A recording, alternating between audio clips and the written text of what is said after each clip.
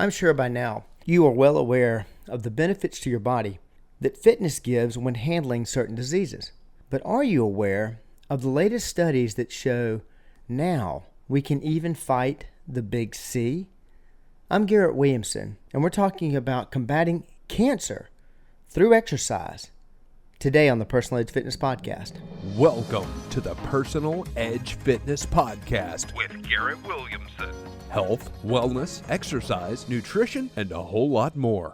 Got questions? Call us and leave a message at 251-278-EDGE or message us at Personal Edge Fitness on Facebook and Instagram, at Team PE on Twitter, or personaledgefitness.com. We're talking today about combating cancer through exercise. Now, it's not unknown that, of course, we know that exercise enhances the immune system. I'm sure you've heard about this all your life. We've talked about this through multiple podcasts, talking about energy transfers, talking about building up your immune system by getting rid of adipose tissue, increasing muscle strength, how that helps you deal with cardiovascular disease, how it helps you deal with insulin-dependent diabetes, high blood pressure, cholesterol problems. I can go on for days, especially most importantly, of course, is heart disease. But we now know, or we've got some studies that I want to talk to you about today that just blew my mind, that spoke about dealing with cancer through exercise.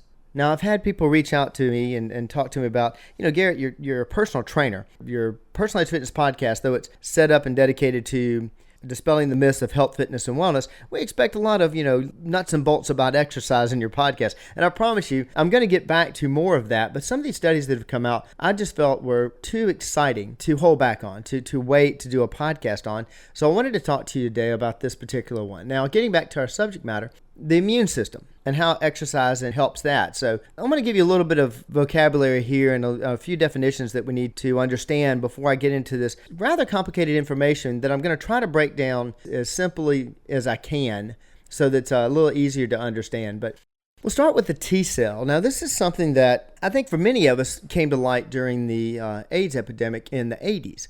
We started hearing a lot about T cells. Well, what exactly are T cells? Well, T cells are a type of white blood cell created in the bone marrow, and they're created to defend the body against germs, bacteria, and viruses. Now, every T cell is created with a special, what they call a receptor, and it recognizes a unique antigen or a type of matter foreign to the body.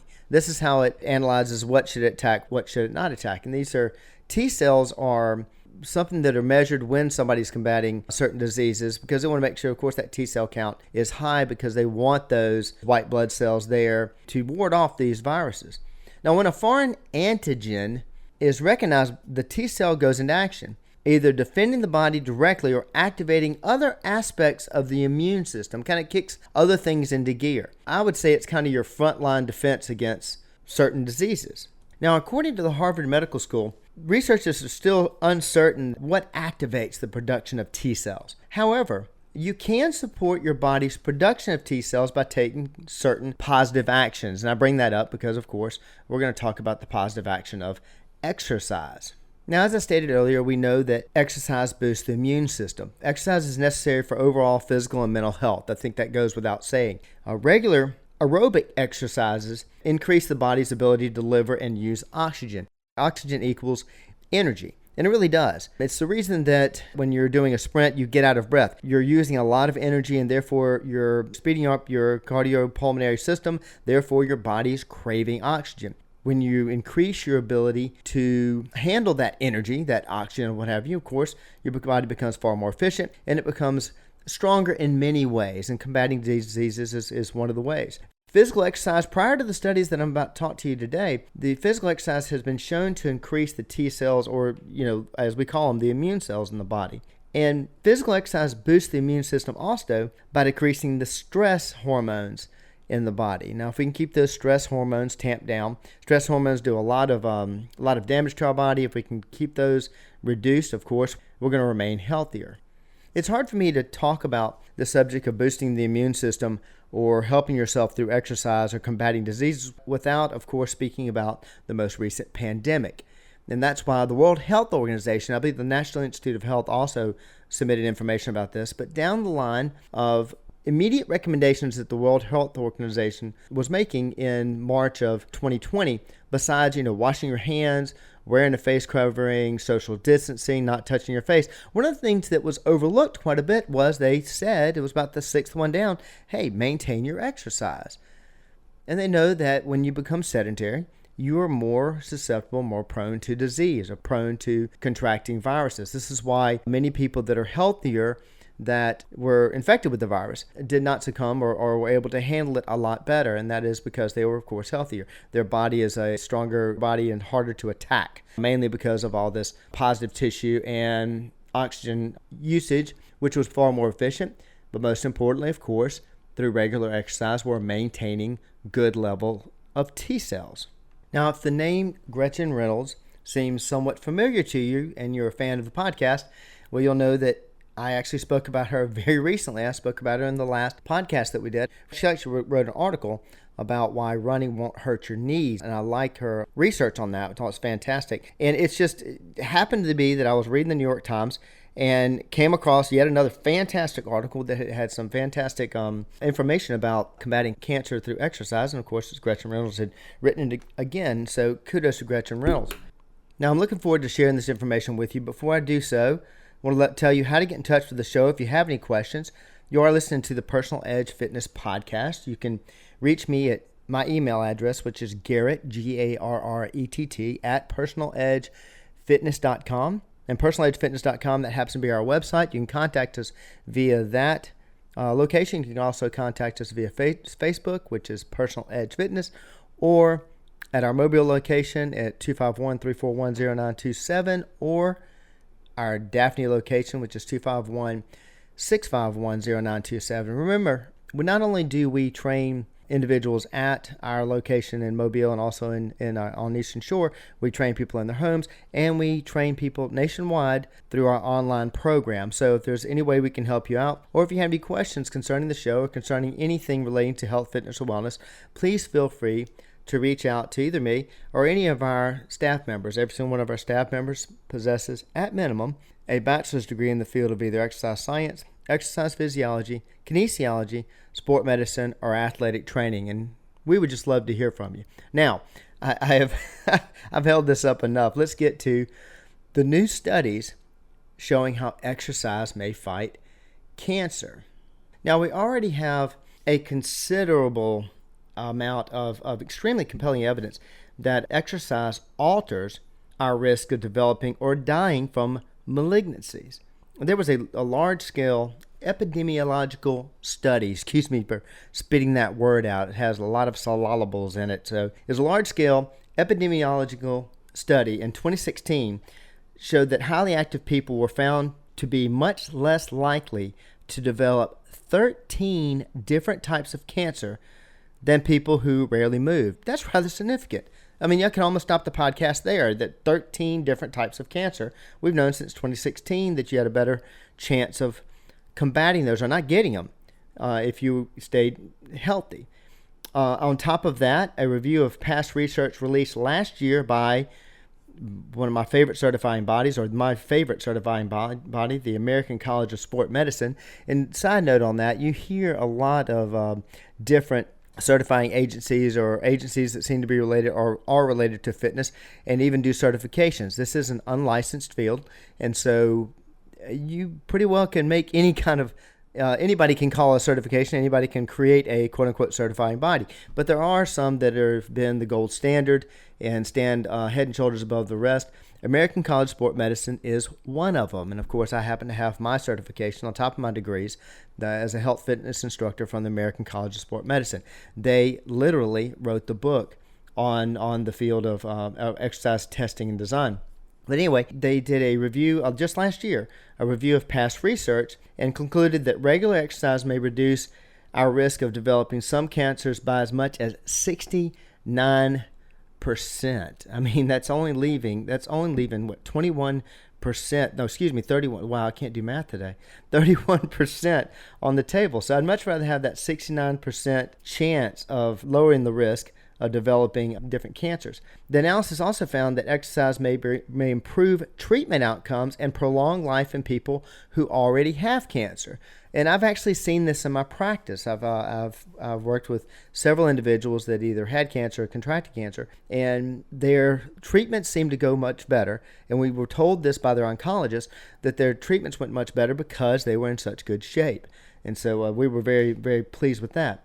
But now we have this. A group of scientists, now I hope I don't butcher this word, from Karolinska Institute in Stockholm and other institutions began to wonder about white blood cells, about these T cells, part of the immune system, obviously. Now, researchers have known for some time that different types of these immune cells, of these T cells, tend to target different types of cancer. But little is known about if and how exercise affects any of these immune cells.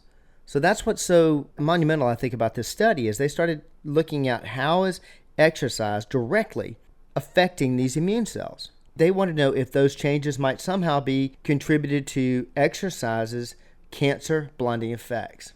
And what is so amazing about this story is that I believe these researchers and I seem to be, I feel, and I guess I'm kind of really elevating myself when I say this, but I feel like we are somewhat kindred spirits, because it shows in this study, and I may bore you talking about mice here, but how deep they went into looking at this subject. I found it amazing. And the reason I say that we're somewhat kindred spirits, if you're a fan of the show, you've heard me say many times that I was the little boy when I was growing up that was in the back of Mrs. Johnson, and there wasn't really a Mrs. Johnson, but the back of a station wagon of some parent that was driving us home that would point out some kind of interesting fact or something that happened or did you know type of thing, and I would always ask, well, why? Don't just tell me something happens. I want to know why. And this is what these researchers seem to do. Now, watch the depth. As we talk about this, watch the depth at which they go to work on this particular topic of exercise and its effect on the T cells. They started off by having, of course, they've got an experimental group and they have a control group, but they took groups of mice and actually injected all of the mice with different types of cancer. And part of the group, they allowed them to run while others were allowed to remain, well, basically couch potatoes. So they took part of the group, which was the experimental group, and had them running and had more or less both kind of experimental groups, but more of a controlled situation in the fact that they were sedentary. In a purest sense of research, that really would not be a control group, so please don't pick on me about that, but I think you understand what I mean. After several weeks, the researchers saw that some of the runners of these mice showed little evidence of tumor growth.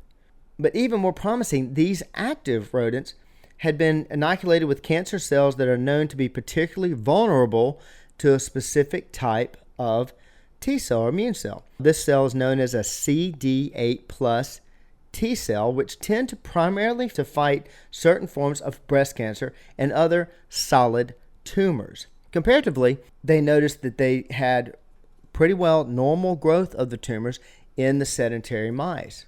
Now, as far as these active ones are concerned, they speculated the exercise was having particular impact on those immune cells. Now, typically a researcher, after they'd conducted a study like that for several weeks, they would have enough to publish findings and present papers and sign their names to and probably get published for that one study. They didn't stop there. The researchers at the Karolinska Institute in Stockholm wanted to test their hypothesis that exercise was having a positive effect on these CD8 plus T cells, these T cells that are known to combat cancers that produce solid tumors like breast cancer. So continuing the study, what they did was kind of interesting. They chemically blocked the action of these T cells in the rodents with tumors and had them continue to run. Now, okay, they're blocking the effect of these T cells. The T cells that they believe that exercise was enhancing, and that's the reason that the tumors were not growing. So they chemically blocked the action of these T cells in the rodents with tumors and had them continue to run. Weeks later, the mice showed significant tumor growth. Now, what this suggests is that these CD8 plus T cells were a key part of how exercise helps to stunt cancer development. You see what I mean? They chemically blocked the T cells, so they kept the exercise for being able to enhance those T cells or enhance their their ability to affect the tumors. And of course, they saw that even though they were exercising, the T cells were there. They were not blocking, they were not retarding the growth of the tumors. So they're starting to do a direct link of exercise to these T cells, to these CD8 T cells. Now, again, they didn't stop there. Just to be sure, the researchers then took the CD8 plus, I hope I'm not boring you with this technical jargon, but the CD8 plus T cells, they took some of those cells from the runners, from the mice that were allowed to be active, and they injected them into the non-runners to see if there would be any change in tumor growth. So you see what I'm saying? They're taking the T cells now that the mice that were active, they had enhanced through their own exercise. It's like drawing good blood out of a healthy mouse and then injecting it into a mouse that has, let's just call it bad blood. They don't have the T cells. The sedentary rodents that had cancer and the tumors were growing, that received these T cells from the active mice, the tumors, they were starting to fight off the tumors significantly better than the rodents who received T cells from sedentary mice. Now, I got a little mixed up in my words there, but basically, T cells from active runners injected to sedentary, and they also took T cells from sedentary and injected them into sedentary, and they showed that those transfusion, those good T cells put into a sedentary rodent that had cancer, had tumors, whatever, it retarded the growth of the tumors. Would you believe they still weren't done? This is way beyond the observational study. This is way beyond we're going to watch some mice that are active, watch some mice that aren't active, and see the ones that are active seem to do better than the ones that aren't active. That's it. We're done with the study. Let's go grab a beer and publish our paper. They went for the why. They dove deep, and that's what I love about this study. Now, keep in mind, the sedentary mice had T cells. They had these CD8 T cells, but there was something different about the CD8 T cells in the active mice that the sedentary mice didn't have. And the researchers wanted to find out, okay, what's the difference? So what they did, it's quite amazing. They actually had some mice run until they were just exhausted, and they had some others that sat quietly. And then they drew blood from both groups, from the active ones and from the quiet ones, and they put them through a rather sophisticated machine. I don't own one. I'm not sure that you own one. And they were basically looking at the cells on the molecular level. The blood samples turned out to be pretty much what you'd expect. They were quite different at that molecular level. The runner's blood contained far more substances related to fueling and metabolism, with especially high levels of what we call lactate. Now, that word may be familiar to you. When you feel soreness, when you're exercising and you're doing 12, 15, 16, I think I'm going to stop at 17 because my muscle is burning. That is lactate. That's lactic acid. So that's something that's probably familiar to you. But they found out that these cells had high levels of this lactate in it, which of course you're going to produce during exercise. They speculated that lactate was affecting the runner's T cell. So that's a direct connection. That's a direct connection to exercise. Now, I'm actually going to quote from Ms. Reynolds' article because I think that it states it the best, and this is from New York Times. Quote, they added lactate CD8 plus T cells isolated from mice and grown in dishes and found that these cells, so they pulled some of these cells out, they found that these cells became more active when faced with cancer cells than other T cells. Basically, having marinated in lactate, they became better cancer fighters, unquote. So you see what's going on there? They're saying that, okay, you take CD8 cells, CD8 T cells, and you find a way to marinate them in lactate. Exercise. That's how you marinate them in lactate. You exercise, you produce this lactic acid. They actually become better fighters of cancer. Think about that. And they say this in the article, and I appreciate her putting this in there. And they said that, of course, they're not working with humans. They're working with mice. But, of course, that's where the research typically starts. They did take it a step further and drew some T cells out of humans that were active and humans that were sedentary.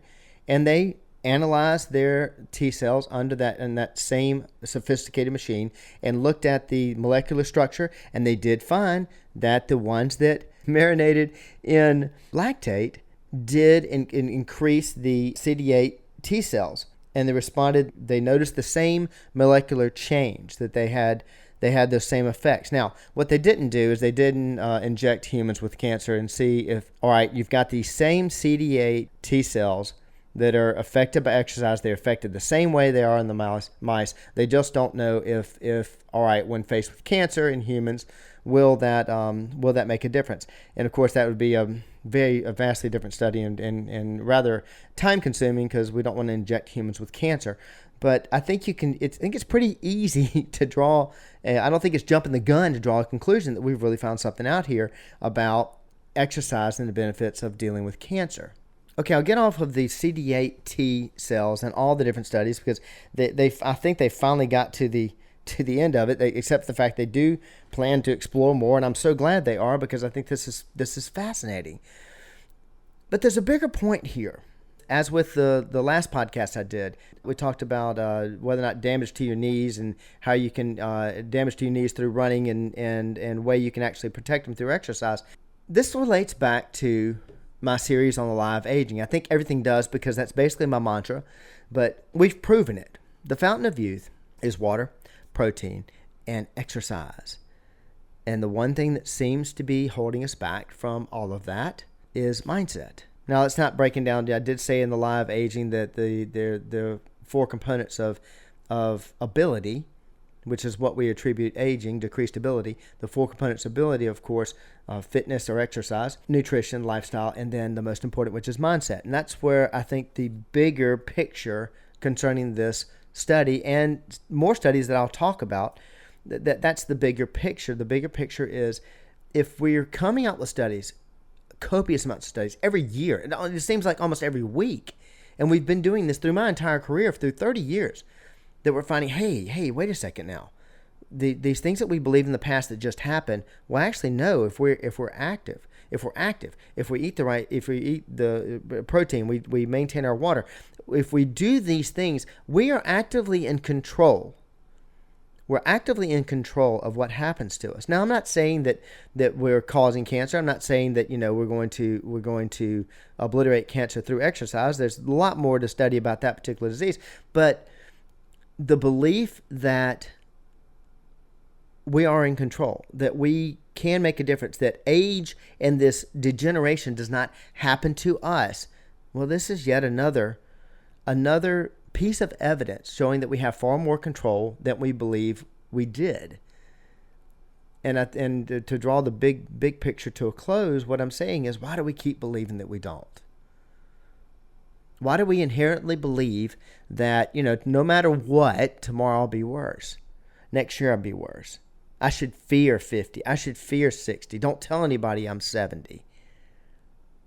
That is ridiculous. The fact that we believe that, the fact that we accept that, is ridiculous. Now, I'm drawing a real big comparison here, or a big conclusion at least, because I'm talking about how they're possibly finding that exercise may slow tumor growth in cancer cells, and I'm relating that to, okay, we should believe that we really don't deteriorate over time. But there is a connection there.